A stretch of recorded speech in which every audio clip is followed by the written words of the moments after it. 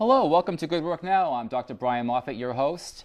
I was reading the paper the other day and I found an interesting statistic. According to the Los Angeles Times, the California unemployment rate reached 10.5% in February, the highest since 1983. The national unemployment rate is 8.1%. What do you do if you're laid off? What do you do if you're not laid off but you think you might be? How do you bounce back or prepare from that situation?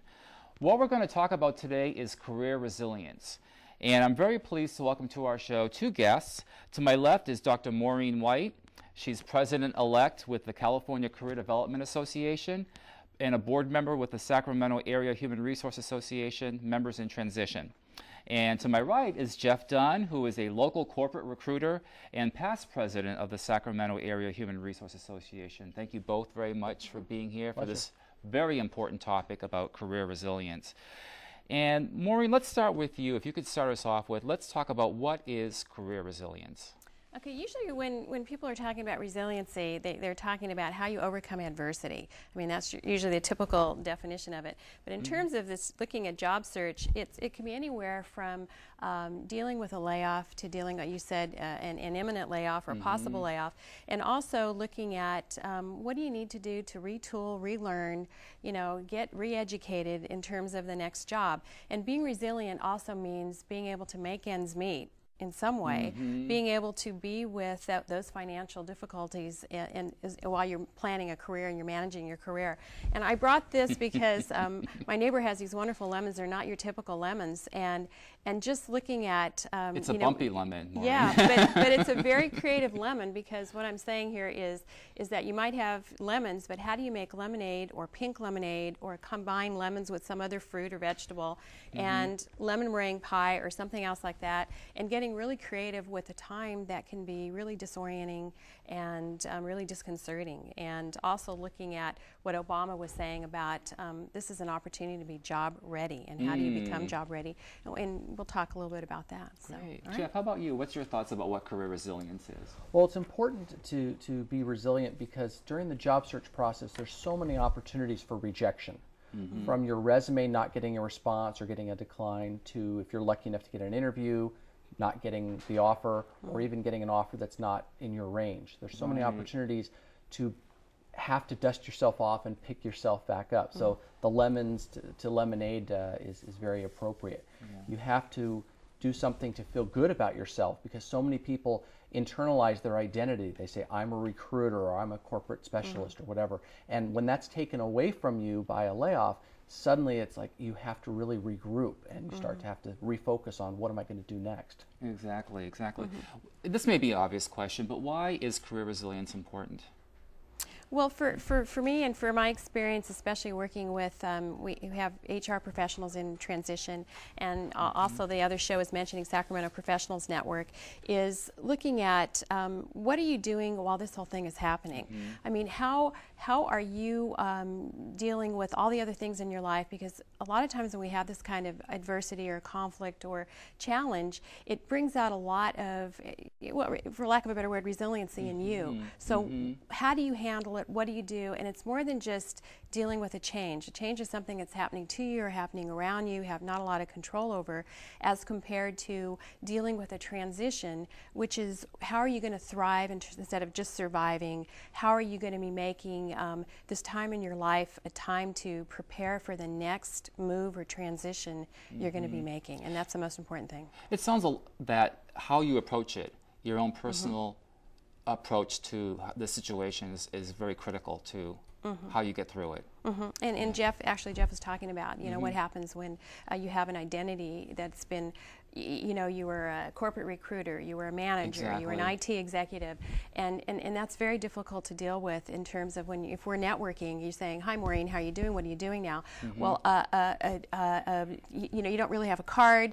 You've got to be dealing with your 30, 60 second identity now, and you get to reframe things. Exactly. I'm not laid off, I'm not unemployed, I'm work ready. Exactly. And as Obama says, we're job ready. We need to be job ready. That's true. And Brian, so many people are justifiably upset by going through that process. They're not at the job level they want to be, or they're not working through no fault of their own. And unfortunately, that comes through. So in the people interaction, it could be when you're networking, you say, I was laid off, and there's some negative feelings and negative body language. And in the interview, you say, well, I was doing this great thing, and now I'm just looking to get my foot in the door somewhere. And that negativity comes across. And unfortunately, it's a real barrier for a lot of people to try to move past that and to get to that next place.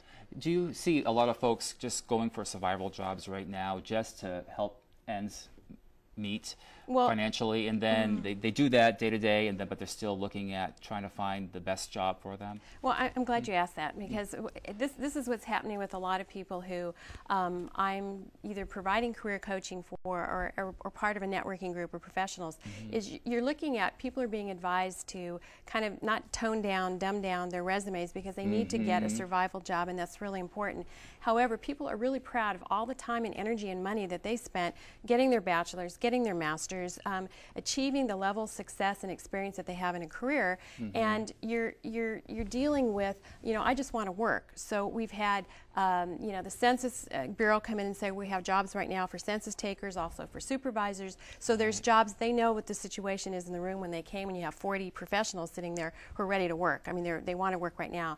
And the other thing you're dealing with is you're walking into an interview, and you've got to be able to reframe or frame how you're going to say that I want this particular position. When they're concerned, are you going to stay when the economy gets better? But my response also is, you hire someone younger or somebody who's in an entry level, who knows if they're going to stay. I mean, this may be one beginning of their many-faceted career, and people go, I didn't think about it that way. So those are things to think about in terms of how you reframe it for looking for survival. It's important. People have bills to pay, so if you need a job just to pay the rent or bring in food, that kind of stuff, absolutely. But keep in mind that if you're at a job for only 3 months or 6 months and then you try to move on to something else, your resume is going to look choppy. You're going to look like a job hopper.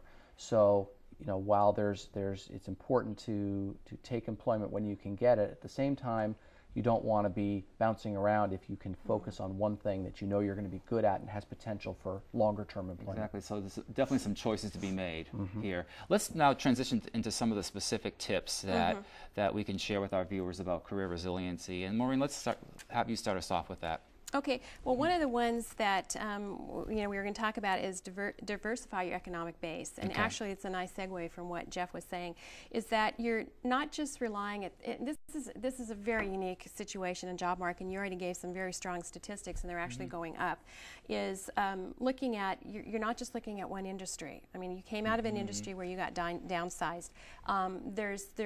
There's not only talk, but articles and speculation that some of the management jobs are going away. It's going to become more project management, whatever that means, to look at that. So you're looking at not just one industry, you're looking at things like transferring your skills and transferring, Sandra was talking about healthcare. That may be a field that's open. However, if you don't have a lot of years of healthcare and you have these wonderful transferable skills and you've been at a management level, you're going to be competing with people who've had years and years of healthcare. So you're going to be looking at, am I going to go back and learn something new? And am I going to be looking at contract work, which many professionals are looking at? Am I going to be looking at some sort of partnerships? And then we were talking about the stimulus money. The stimulus money is going to be allowing professionals and everyone who's looking for a job to be looking at how they're going to retool. Where are they going to be going to get this training? And obviously SETA and the Sacramento Works is a great place to start. Community colleges have a whole green initiative. There's green energy, but there's also the construction area, moving people out of what Terry was talking about, taking people who have been working on certain construction projects and putting them on public works construction project. So that's what I mean by diversifying your economic base.